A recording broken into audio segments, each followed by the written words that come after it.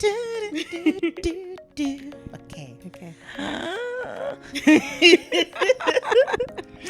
Hello and welcome to Baby Got Books, a podcast where we like big books and we cannot lie. Baby got books. Never forget the decal. I'm Eni. I'm Jazz. And I'm Crystal. And if you're an old-time listener, you might know about us. And you'll know that our good friend Jazz is, she's not exactly a guest. But today, she is an author. Yeah. Last year, Jasmine Burke dropped Book of the Summer. Many people felt the echoes, the splash waves of the summer splash that she produced with Quarter Love Crisis. Period. Yes, it was very iconic. Thank It was you. very I delightful. love you. Bestseller. And now that it's everything everywhere all at once, if you haven't read it, you might need to get into it. It's a coming of age story. It's about being in your late 20s and going, what the hell is happening? It's about realizing that the real quarter life crisis is the love you found along the way, but also the friendships. So true. Yeah. So true. Yeah. It's a great time. Would recommend if you like enjoying things and reading. It's really about turning a crisis into a metamorphosis. Wow. Nah, you have me going into that. I'm kind of obsessed. A metamorphosis. I need you on my marketing team. Woo, cheese wires. Thank you. Now, again, not quite a guest, but something a little bit like a guest. We want to unpack for our many, many fans and your beloved readers a little bit more about you as an author, a reader, and a writer. Are you ready? Somewhat. I'm a bit terrified. I'll host the rest of our author episodes less like a game show, but this is more fun to me. Anywho. I can't tell if this is chaotic good or chaotic neutral. This is definitely At work. chaotic evil. Now, we'll just take it easy. We'll ease you in. Keep it Okay. nice and gentle. Nice. You're a busy gal. Mm-hmm. We know you got plans to take over the world. Of course. Yeah. But in the here and now, what's the last thing that made you laugh? The last thing that made me laugh here and now was the beauty of turning a crisis into a metamorphosis. It was in fact that exact moment. Yeah, I couldn't. Yeah. It's a good time. Yeah. Whew. And now we can get into books. Woo. How has becoming an author changed the way that you read? Do you read more books, less Ooh. books, different books? I definitely read more now. 100%. I think I really struggled when I first started writing my book. So I grew up like a massive reader, we all did. Back in the day. But then when I was writing my book, especially at the beginning, I really struggled to read at the same time because I was really paranoid that I was going to accidentally absorb someone else's words and story and write them into my words and story. And then I will have copyright allegations. I'll be cancelled before I'm even out the gate. I'll be known as the author scammer. My career is over. Normal, reasonable fears. Yes, Yeah, yes. no, regular fears. But I think now I can read at the same time. Typically, if I'm like really in the draft of something, I'll read outside of a genre that I'm writing, and I think it's made me explore other genres more. Ooh. It's unlocked so many books to me because I've made author friends. And I think, without sounding really pretentious, I feel like now I read books more like thinking about the craft of writing the book. Like I'll read something and be like, that is a really good sentence, where I don't think that was a thing that I was doing before. Real. Or sometimes, which is interesting, I can read something and be like, ooh, I feel like that's something that your editor made you add. Or like, I'll be like sometimes I can read something and be like, Insider trading. this reads like someone who said, oh, you actually probably need to explain this more. Like, which is quite interesting. You're like, that's exposition. Yeah. Mm-hmm. Fun, delightful. What genres have you been exploring? I'm trying to think. So Quarter Life Crisis would fall under contemporary romance.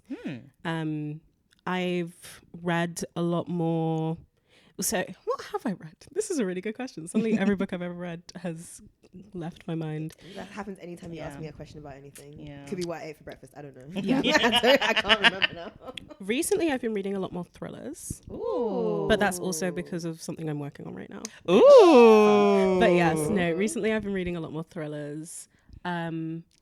I've read a lot more adult fiction because I've been writing in adult fiction. I used to be a really big YA girl. This year I want to get back to classic literature because I haven't read a classic lit piece in ages. Wuthering Heights? I might. Go back. I might I don't know read if Pride and I've read Prejudice. I wanna sprinkle it in amongst my other reads Fair. because like they're the classics. I was gonna say they're the classics for the reason, but also like They there's take so their much time when it to comes to love. like prejudice and you know. There's True, a it's lot behind true. that. Yeah. I feel like if I was Literary. to decide to get into classical books again, that would be the thing that starts my reading height. I would take like 2 months to read it, and I'd be like, okay, cool. Slippery slope of picking the wrong book. Mhm. I like if I was gonna read a classic book, I would just read Jane Austen because That's the thing. I've Those never are the read ones. Austen, so I Yeah. really want to read Jane That's Austen. not your vibe. Yeah, that could I be a want to vibe. get into reading more plays. Annie bought me a play for Christmas, which is so Born with sweet. Teeth, play of the So good. We watched it. It was a Yeah. fantastic time. It was real. And I really wanted the script, and he bought it for me for Christmas. So I want to get into reading more plays. And I am not a fantasy reader, and I have so many friends that write fantasy. You got to get. And into I've bought all their books because Mhm. we show support, but Woo. I haven't read them yet because I just don't do fantasy, and I want to sit down and I want to like, this is going to be the year. This is going to be the year I Gonna get fantasy. into fantasy. Mm. Oh, I love that for you. Yeah. It's gonna be such a journey. Honestly, I feel like I'm a fantasy first reader. Yes, you are. Yeah. I like the pure escapism of it. I like a fantasy, and I feel as though, I don't know, it depends very much on the world. Like some of it clicks and some of it does not click. Yeah, for sure. Vibes based, vibes based. You know, I very much grew up on werewolves, vampires, Yeah. witches, Mhm. warlocks, da da da da. Yes, so, yes, yes. See, I feel like I can do a werewolf and a vampire. I can do Yeah. a witch easy. I love a witchy book. Mm. Where I struggle is like when fantasy leans into like sci-fi. Oh. So that's what I'm trying to get into Mm. because that I can't really do. And then like, I think it's just when, and it's so beautifully done. I think it's just when there's really, really heavy world building. Yeah. It takes me too long because I think when I read, I'm plot first. Fair. So world building is not very plot first friendly. Yeah. I feel that. I feel like Yeah. I'm quite plot first as well. I do appreciate all the world building, but you know, you're like 100 pages in, world is still being built. Yeah. I just want to see these two characters kiss. Like, Mm-mm-mm. But no, I get like the world building in fantasy. It's like it goes above It's and beyond. beautiful. And that's why I does. want to get into it. I've struggled with it in the past, but that's something I want to get into this year. Yeah, that's fair. It is a journey. Mhm. Speaking of journeys, Segue. do you want to take us through how you became a published author? Oh yeah, take us through your Yes, journey. long Start to journey. finish. So Right I've at the been crack of dawn. right at the crack of dawn. Mhm. I have been writing forever. I have wanted to be an author since I was 6 years old. I've been writing books since I was 6 years old. And then obviously life. Well, true. To be fair, no, I say this. I wrote books through uni. I'm acting like I Your books didn't. at uni. Yeah. Yeah. Yes. I never Yeah. stopped writing. I think I just got to a point where I was like, this is for me now. Like, this isn't going to be anything. And then I was like, maybe it will be something. And then I gave up on that just as quickly as I started thinking about that. I had some offers from agents back in the day, and then I never did anything with them. Well, no, I did.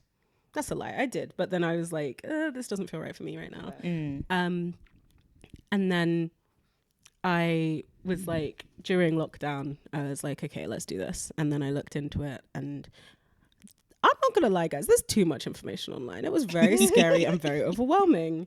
And I was like, I'll revisit this next year. But then, so this was in like 2022. I was like, when it gets to the new year, I'm going to look into this properly, and I'm going to do this, and I'm going to start querying, which is where you like find an agent. Because for people that don't know about the publishing process, you can't go directly to a publisher. You have to have an agent. You have to find an agent, and then that agent goes to a publisher. Publishers won't really take you seriously if you showed up and you were like, here's a book. They're not listening to you. So I was like, I'm going to find an agent in the new year. And then, this whole time I had a lifestyle blog, and like I did a lot of bloggy stuff on like Instagram, and I went to events, and it was like a whole thing, and I wrote a blog. And then my agent kind of slid into my emails. It's like, hey, I read your blog. You write like you could write good fiction. Aw. Like Big shout outs to Soleil. big shout out to Honestly, Soleil. We hero love of the Soleil. world, Yes. But yeah, she was like, have you ever considered writing a book? I was like, this is the best day of my life. I He wrote said, it. funnily enough, it's been considered. Yes. It's like, I have so many books. We got on the phone. Yes, literally. We got on the phone. She was like, that sounds great. I don't represent any of that. And she was like, I can put you in touch with someone who does, or you could maybe try writing this thing that I think you'd be good at writing. And then we got back and forth about like just writing more books about like Black women in their 20s. And I was like, let me give something a go. She was like, come back to me with like a synopsis of the like a book idea and like maybe some pages. So I went away. I did that for like 3 months. The synopsis sucked. The synopsis was so bad. The synopsis was terrible. Not the terrible synopsis. Release the tapes. But the pages were fantastic because I had no idea what I was doing. Yeah. But I could write. So like the pages were great. She kind of came back to me and was like, hey, so here's some feedback for how you write a synopsis. But She said, never do that again. literally in the nicest way possible, yes. But she was like, yes. But she was like, but these pages are great. Let's do this. So from there I was signed. And then, it was just a process of writing the book, which is not the traditional way you do it. Typically you write a book, get an agent, Yeah. get a book deal. I got an agent, wrote a book, and then got a book deal. So yeah, writing the book with Soleil by my side, who is an amazing agent. And then, I was on Sub, which is where you kind of send your book off to publishers, and that process. Typically, the way I've heard so much about being on Sub, it's not like a given that your book will get bought, and a lot of the time you can be there for like anything up to like 6-7 months. Like it can take forever. I thought you were about to say like 6-7 years. There can be. I mean, Probably to be fair, can. there's like the concept of like dying on Sub, which means that like it's likely that no one's gonna pick it up. But who knows? You do never know. But I just feel like there's the concept of dying on Sub. So my rationale with it was like, once she was like, right, that's on Sub, I was like, cool, forgetting about that. And then I was just like working on my next project. I was like, that's dead to me now. Like if something happens, something happens. But I actually only ended up on Sub for like 3 weeks. So it was quite very iconic. Yeah, it was very whiplashy. I'm not gonna lie. I was like, oh, that book that we just threw into the ether. I forgot about that thing. Yes. And then I got my deal, and here we are. Yeah. Double book. Yes. That's very exciting and delightful. Very iconic journey for you. Right? Thank you. So you've been with Call to Love Crisis for a good few years. What was the writing process like for that one? The writing process for that was very intermittent, I would say. And had I not had an agent when I was writing it, it probably would have died at some point. I'm not gonna lie, just because I feel like at some points the only reason I kept coming back to it was because I was like, oh yeah, I promised someone else I would write this, and I am above all else a people pleaser. So Strong motivation in this life. yes. But yeah, I was writing that aside, like alongside a full-time job. It was also the first project I wrote that I had in my mind that other people were going to read, because I was a writer that would not let anyone read my writing, like ever. So that was a big thing. And then also like I was sending Soleil like bits of it as it was written so that I could give her a reason to keep me around and promise her that the book was coming. Giving her little snippets like it's coming soon. Yeah. But There's faith in me. Literally. But like I was terrible at like, it was scary having someone else like reading it on a regular basis. Like I remember we had a conversation ages afterwards where she was like, oh, there was a while I just didn't think you liked me, because like every time I brought up your book around you, you got really weird. And I was like, yeah, that's because I'm terrible at talking about it. She said, you were being very strange. Yes. I am awful talking about it, but I always liked her. So yeah, if you're listening, yes, I always liked you. Right now. Yeah. Now I'm fine with it. I feel like it's very much exposure therapy. Yeah. Reasonable. But yeah, it took a couple of years, quit my job, moved to Lisbon, finished the first draft. Fun little interludes. Yes. It was stuck at like 30,000 words for so long, and then I think I got past that, and then it just moved, which I've learned about me is just kind of the way things go. I write very chaotically. I don't plan things. I just let the books do themselves, which when you're actually in the publishing world and people want stories from you that you've promised them, not as easy to do. No. Like, but did you consider the timeline? Yes.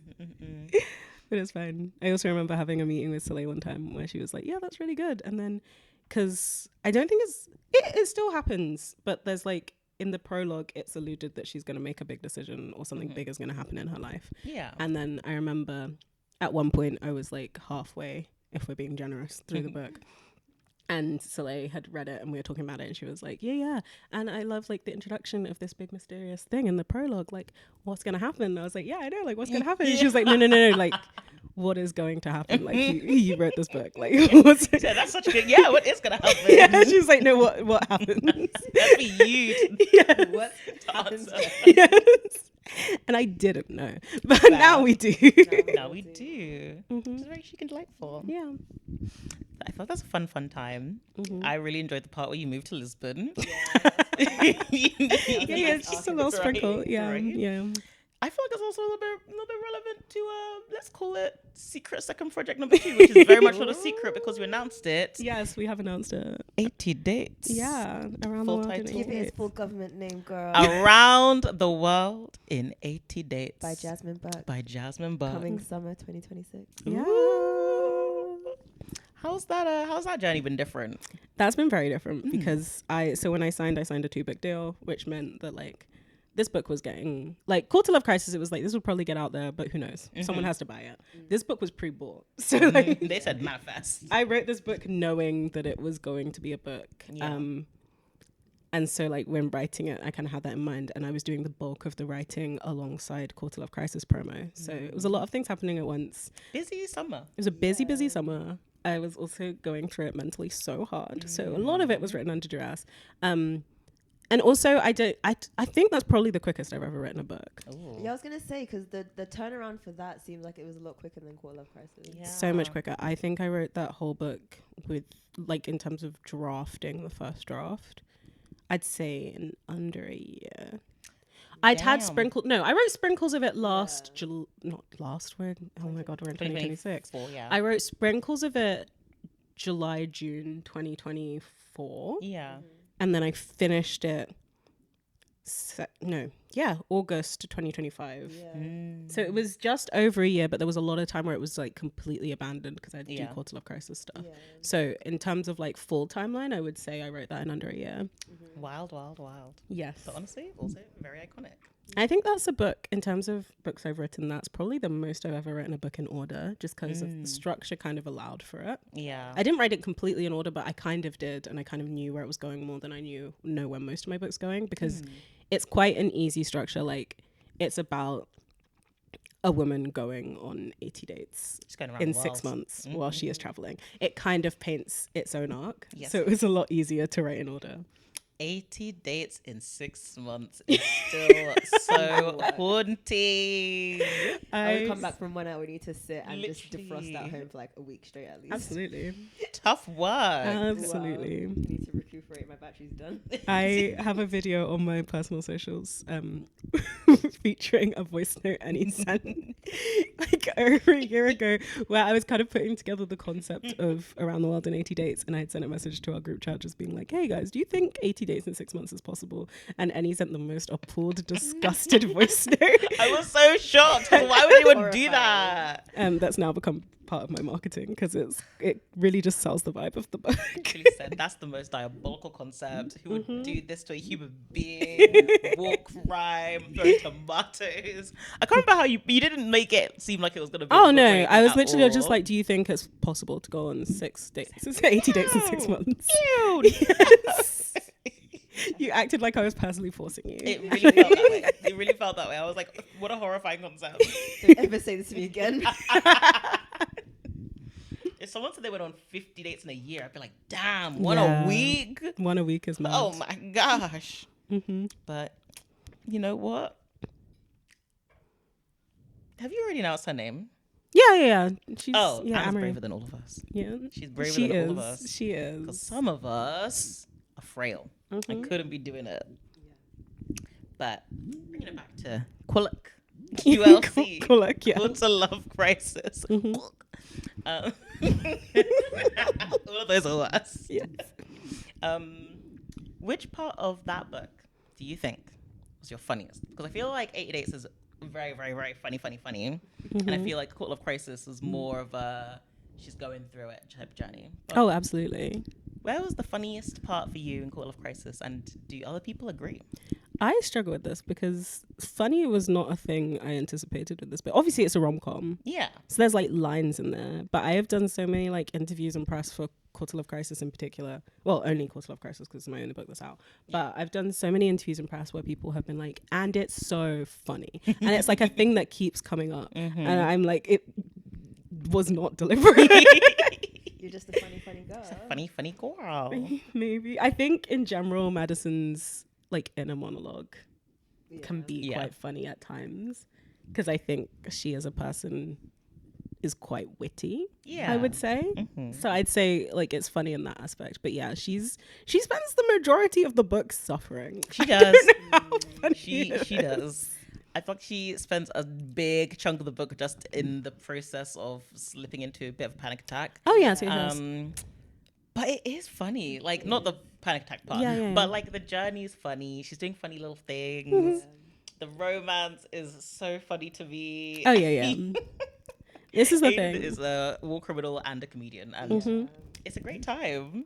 I feel like sometimes the reception, which I totally get. This thing, I'm not a person that is affected by negative criticism because art is subjective, so I'm really not fussed about it. And I have occasionally seen comments that have been like she's just like very petty in the way that she talks to Aiden, like it's quite dramatic and it's quite immature. And I'm like, yeah, she is. It's kind of the point. Yes. No, she should not. She wasn't petty. She like is petty. As a person, as a 27-year-old, Madison Clark should not have beef with a guy because of something that happened in primary school.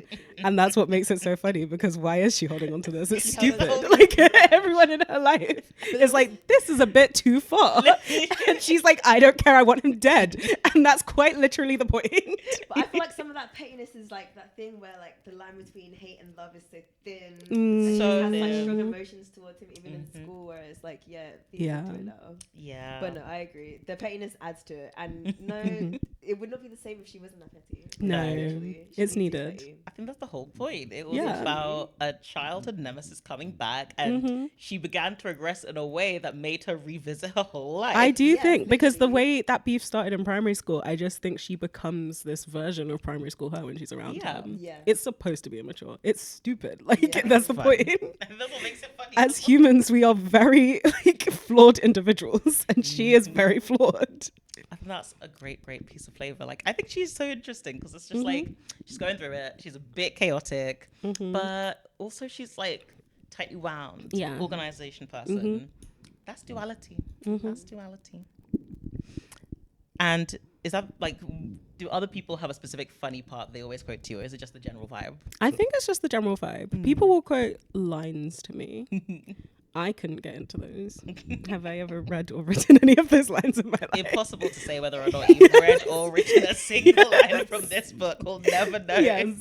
I can't think of any on the spot, but no, it will typically be like, I would say 80 Dates is more funny in terms of specific scenarios. Yeah.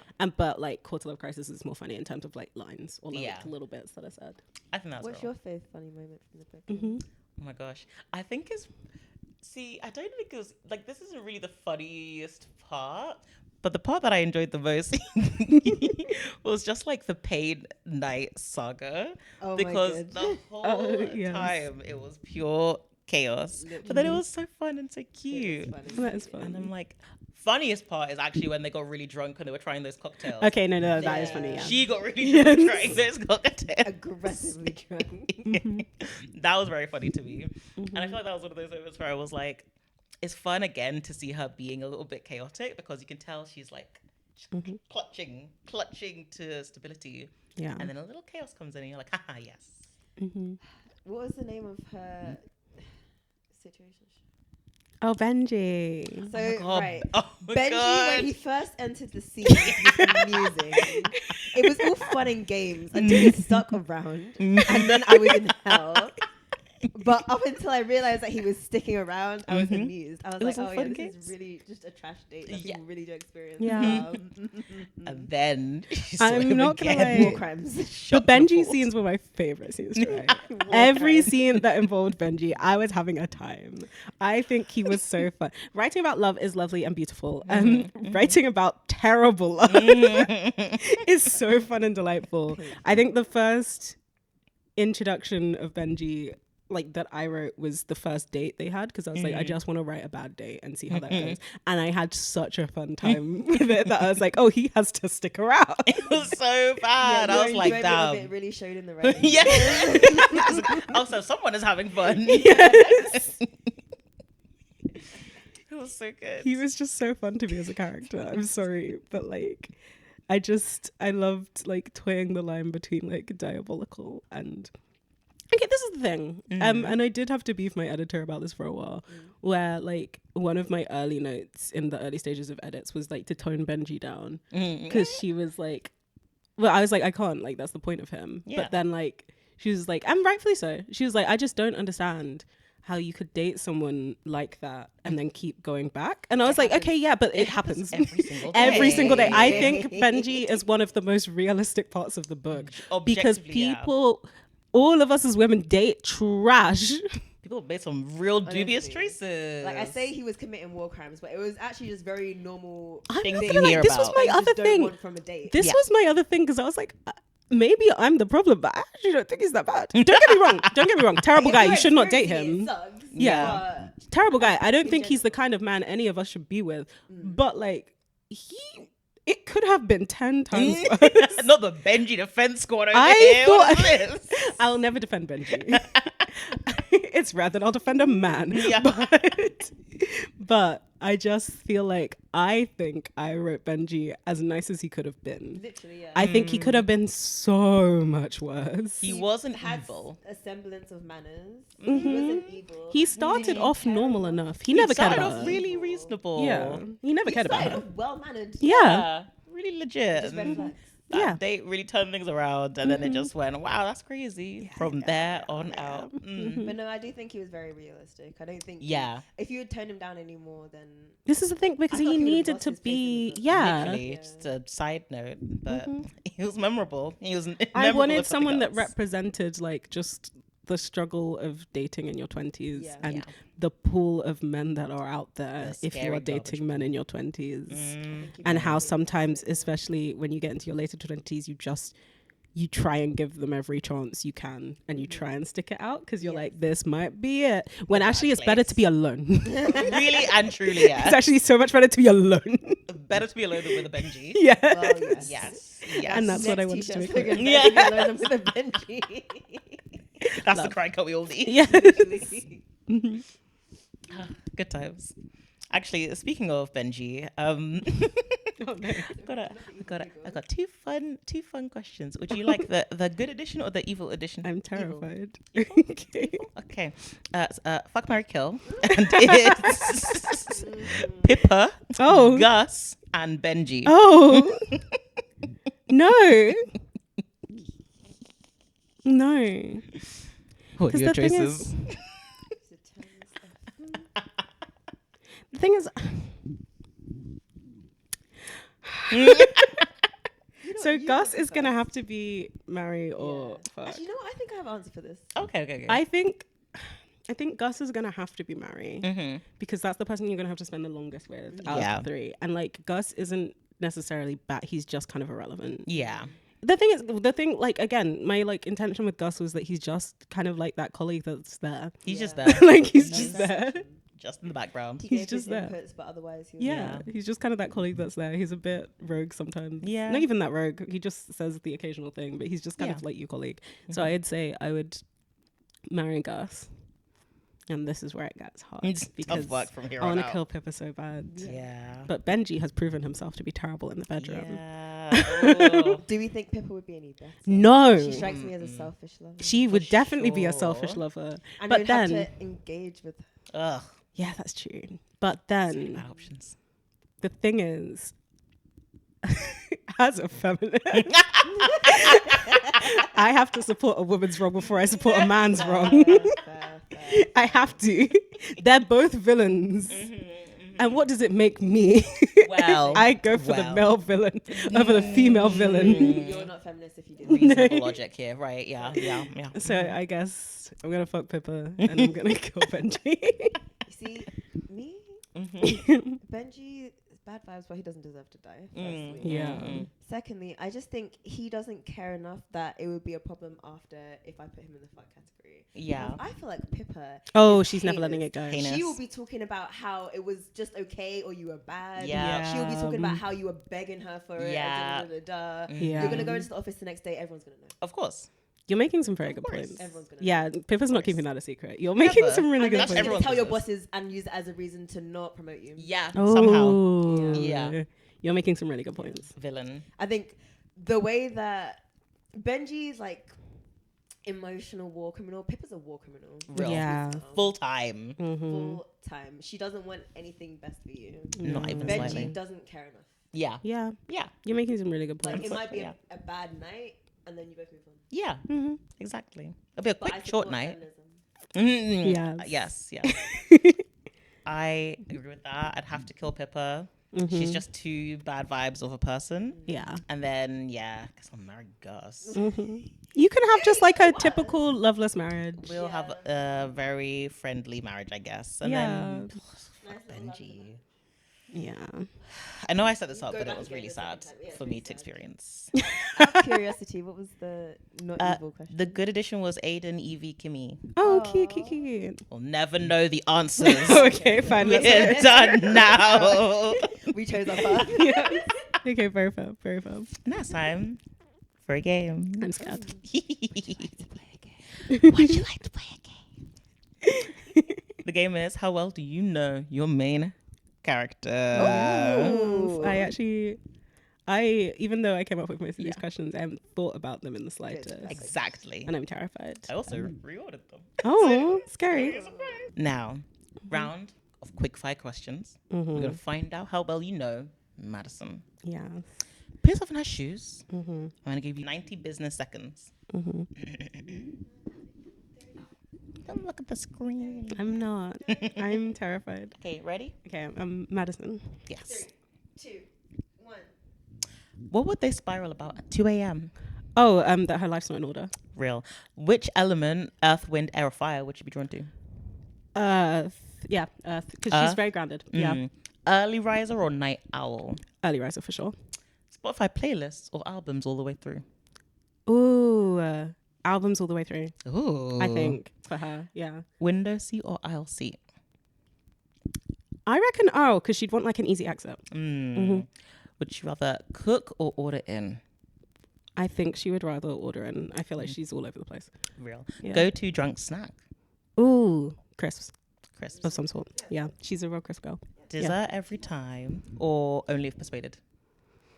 I want to say only if persuaded, but it's not going to take much persuading. She's going to be like, oh no, and then one person's going to be like, dessert. Yeah. Fair. Did you cry in public? Absolutely.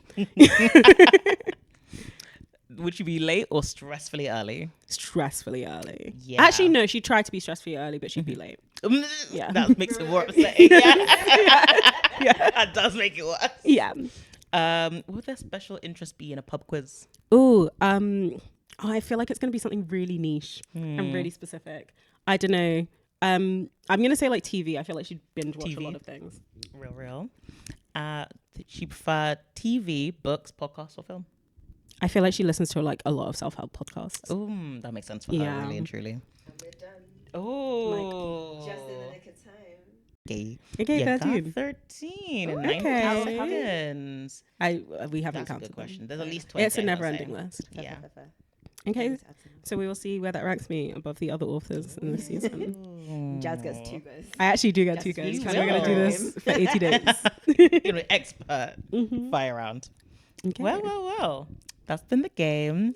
And that's been the episode. Because that's all we have time for today. Yeah. Thank you so much for joining us. I'm Thanks. sure we're going to see you again every single episode of this Absolutely. podcast. I'll be Can't back. wait. If you had your interest piqued by this little preview of QLC, It's out now. It's been out. Order online. Request at your local library. Get into it if you want to hear about a girl learning to unwind while finding sexy, sexy true love. So true. Yeah. Jazz, what are your socials? I am at Jazz Writes Stuff on everything, maybe. TikTok, Instagram, Twitter, allegedly. Same. I am on Threads, I guess. I don't use it. Don't go to Threads. And of course, right here, every single week. Yeah. And all the Baby Books pod on TikTok and Insta as well. And the party will always be going. If you like this episode, don't forget to tell a friend, tell an enemy, tell your nemesis, and leave us a rating on your favorite platform. And we'll be back next Thursday. Where we're going to be joined by an author that likes to write about some interesting shenanigans. Ooh. Yeah. Can't wait to see who that is. Yeah. I know who that is. Yeah. Fighting for my life to try and think of like a synonym for the title. Anyway. I'm excited. She's basically me in a different font. So beautiful scenes. Fun times. Yeah. So yes. That's been episode 3. Oh my God. Can you believe? 3 already. Imagine. Look at us. Okay. Do you want to sing us out? Time to sign out. Bye. Bye. Nice. Gorgeous. Oh, that's work every time. I'm so proud.